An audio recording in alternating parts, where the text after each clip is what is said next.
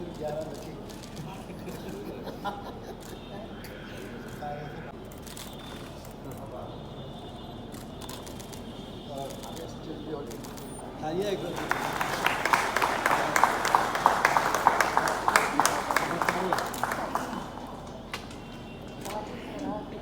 एक group photo stage पे sir, एक ग्रुप फोटो। हाँ ग्रुप फोटो आइए सर, आगे आइए सर, आगे आ जाएगा प्लीज़। बाद में होती थी, पहले होने लगी। हाँ सर। अच्छा अच्छा आइए आइए। टाइम इतना वक्त रहता है, आइए आइए सही भाई, इसी तरह फोटो तस्वीर चली जाएगी। जी जी जी थोड़ा पीछे पीछे राइट से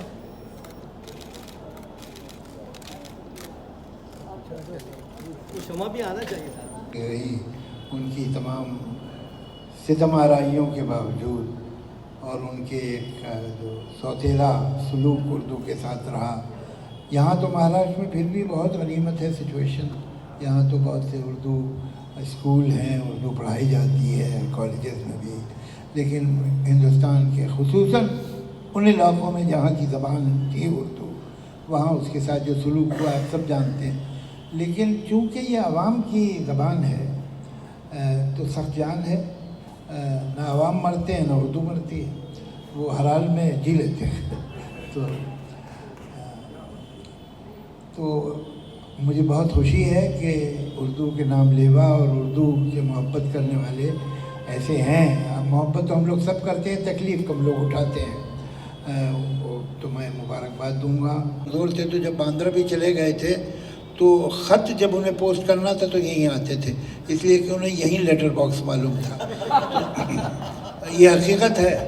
तो बस में बैठ के आते थे यहाँ लेटर पोस्ट करने के लिए। तो हमारा बड़ा मतलब मुझे तो विरसे में इलाका मिला, मैं तो रहा नहीं कभी, लेकिन ये है बहरहाल विरासत में है। और आर्केडिया बिल्डिंग जहाँ है वो भी मुझे शायद मैं 4-5 साल की उम्र में कभी आया था वहाँ। तो मुझे साहिर साहब भी याद हैं, यहाँ मजरूर साहब, कैफ़ी साहब भी याद हैं इन इलाक़ों में। और वाकई यहाँ के जो लोग हैं उन्होंने उर्दू को संभाल के रखा है और बहुत महफूज रखा है बुरी नज़रों से, तो बहुत तारीफ़ की इज़्ज़त की बात है।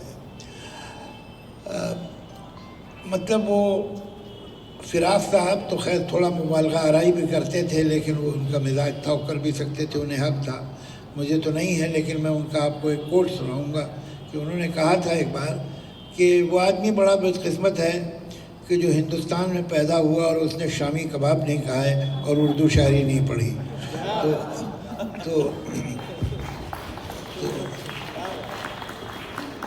तो वाकई मैं बच्चों से कहता हूँ, अब है क्या किस्सा, मतलब मैं दूसरों को क्या कहूँ, मैं अपने बच्चों को बताता हूँ। खैर अब वो बच्चे तो नहीं रहे, अब तो बालिग़ लोग हैं, उनकी अपनी ज़िंदगी है, अपने फ़ैसले हैं। लेकिन मैंने हमेशा कोशिश की बचपन में उनके कि मैं उन्हें उर्दू पढ़ाऊँ, लेकिन मैं पढ़ा नहीं सका। उसकी 2 वजह थी। एक तो ये कि उनका बस्ता उनके वज़न से ज़्यादा था, वो आते थे 4 बजे स्कूल से वापस, फिर 5:30 बजे उनका एक टीचर आता था। तो अब एक टीचर ये भी उर्दू का रखा मैंने, और वो ख़ास तौर से जो बेटा था उसने काफ़ी पढ़ना भी सीख लिया था, लेकिन ये कि वो हो नहीं पाया बहुत कोशिश के बावजूद। और उसमें ग़ालिबन वजह ये थी कि उनकी माँ भी जो थी वो उर्दू से नहीं थी, वो तो अंग्रेज़ी या गुजराती ही जानती हैं, हनी ईरानी। तो ये माँ अगर ज़बान न जाने तो फिर बच्चे के लिए बहुत ज़्यादा दुश्वार हो जाता है किसी ज़बान को जानना। मादरी ज़बान ऐसी तो नहीं कहते ना, कोई वजह होगी। बाकी सब चीज़ों पे तो बापों ने कब्ज़ा किया हुआ है, तो क्या वजह है कि इसे मादरी ज़बान कहते हैं, पितरी ज़बान नहीं कहते। तो बहरहाल तो मैं यहाँ इसलिए कह रहा हूँ कि यहाँ जो माएँ बैठी हैं वो अपने बच्चों को उर्दू पढ़ाएं, भले उनका बच्चा ऐसे स्कूल में जा रहा हो जहाँ हर चीज़ अंग्रेज़ी में पढ़ी जाती है। अंग्रेज़ी हमारे बच्चों को जानना बहुत ज़रूरी है, सिर्फ उर्दू सिखा के खुश ना हो जाइएगा। उर्दू एक है अपना सैफ महमूद साहब, बड़े ब्राइट आदमी हैं, उर्दू बहुत अच्छी, उर्दू शायरी पे गहरी नज़र है, लॉयर हैं और ज़्यादातर लंदन में रहते हैं। वो वहाँ اپنی وکالت کرتے ہیں، یہاں بھی آ کے کر لیتے ہیں. تو وہ تھے. اور گفتگو یہ تھی کہ اردو سودا اور میر کے زمانے سے اب تک کتنی تبدیل ہوئی ہے، اس میں جو تبدیلیاں آئی ہیں وہ کیا ہیں اور کیوں ہیں. اب بتائیے، یہ جو ٹاپک ہے اس کے اوپر جو ہے جو لوگ جن کی مادری زبان نہیں ہے وہ بھرے بیٹھے ہوئے ہیں، تو کوئی تو ریزن ہوگا، کوئی تو اس میں جادو ہے اس زبان میں. آپ سڑک پہ کھڑے ہو کے زور سے چلائیے اردو تو لوگ جمع ہو جائیں گے. یہ حقیقت ہے اس کا یہ جادو ہے. اور یہ حکومتیں نہ زبان بنا سکتی ہیں نہ بگاڑ سکتی ہیں، یہ عوام کے ہاتھ میں ہوتا ہے. تو یہ میں تو یہ سوچوں گا کہ وہ داد دے رہے ہیں، میں کچھ اور کیوں سوچوں. تو جی تو یہ اردو سے دلچسپی ایک عجیب بات ہے کہ بڑھ رہی ہے. حکومتوں کے نوٹس آتے ہیں پولیس کے ذریعہ اور عدالتوں کے ذریعہ کہ یہ الفاظ مت استعمال کیجیے، انہیں نکال دیجیے، اور عوام جو ہے اس میں ان الفاظ سے دلچسپی بڑھ رہی ہے. یہ کنٹراسٹ دیکھیے، تضاد دیکھیے آپ. اور نہ صرف یہ کہ لوگ سننے آتے ہیں، بہت سے غیر مسلم بچے بڑے ہو کے 25 سال 26 سال 27 سال 30 سال کی عمر میں انہوں نے اردو پڑھی ہے اور سیکھی ہے اور شاعری کرتے ہیں. ایک لڑکا، میں نام بھول رہا ہوں اس کا، یہ بتائیے کسی ایسے لڑکے کا یا کسی ایسے انسان کا شعر لگتا ہے جس نے گرون اپ ہو کے سن بلوغیت میں اردو سیکھی ہو کہ دانش مندوں رستہ دکھلا سکتے ہو، دانش مندوں رستہ دکھلا سکتے ہو، دیوانہ ہوں ویرانے تک جانا ہے. اب دیکھیے ایسے ایسے شعر، ایسی پوئٹری لکھی جا رہی ہے، اور یہ وہ نوجوان بچے ہیں جنہوں نے اردو اپنی مرضی سے بڑے ہو کے خود سیکھی ہے. ضروری کیا ہے کہ ہم زبیر صاحب، وہ ایک ہے نا، ہماری باتیں ہی باتیں ہیں، سید کام کرتا ہے. تو یہ فرق ہے مجھ میں ان میں، یہ کام کرتے ہیں، ہم سے باتیں ہی کرتے ہیں. تو آپ ایسے جو ہے ایسے جو کاسموپولیٹین علاقے ہیں بمبئی کے، وہ باندرا ہو، وہ چرچ گیٹ کے آس پاس کی جگہ ہو، کولابا کی، جہاں پر اگر آپ ویکلی 2 کلاسز یا 3 کلاسز کا انتظام کریں ایسے وقت پہ جہاں باروزگار لوگ یا خواتین آ سکیں اور وہ سیکھیں، آپ یقین کیجئے گا کہ آپ کو مشکل ہو جائے گی اتنے اسٹوڈنٹ ملیں گے. یہ کروائیے اس لیے کہ لوگوں میں دلچسپی. آج یہ ہندوستانی آپ کہیں اسے، جس کا جھکاؤ اردو کی طرف ہے. ایک زبان تھی ہندوستانی جس کا ذکر ہی نہیں ہوتا ہے، لیکن اس کا کانٹا جو ہے وہ 12 پہ نہیں ہے، 2 پہ ہے. تو ہاں، جھکا ہوا.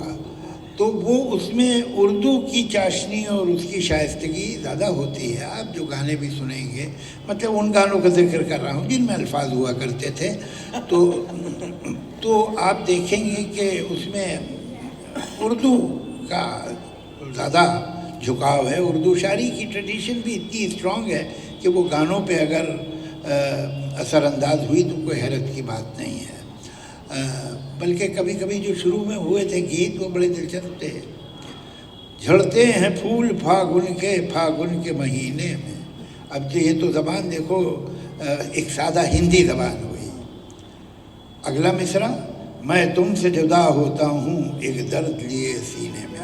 اب یہ غزل کا مصرع ہے. تو یہ ملی جلی سی زبان ہے. مثال کے طور پہ میں اگر ڈائلاگ لکھ رہا ہوں تو میں حقوق نہیں لکھوں گا، میرے حقوق ساؤنڈ ذرا مشکل ہوتی ہے، تو میں اس کی جگہ میرے ادھیکار لکھوں گا. لیکن میں یہ نہیں کہوں گا کہ مجھے ایک بہت بڑی آوشکتا آ گئی ہے، میں لکھوں گا مجھے ضرورت پڑ گئی ہے. تو ایسے ہم الفاظ چنتے ہیں، لیکن اردو کے الفاظ زیادہ آ جاتے ہیں اور وہ انہیں آنا بھی چاہیے. تو یہ ہے زبان اور یہی زبان رہے گی.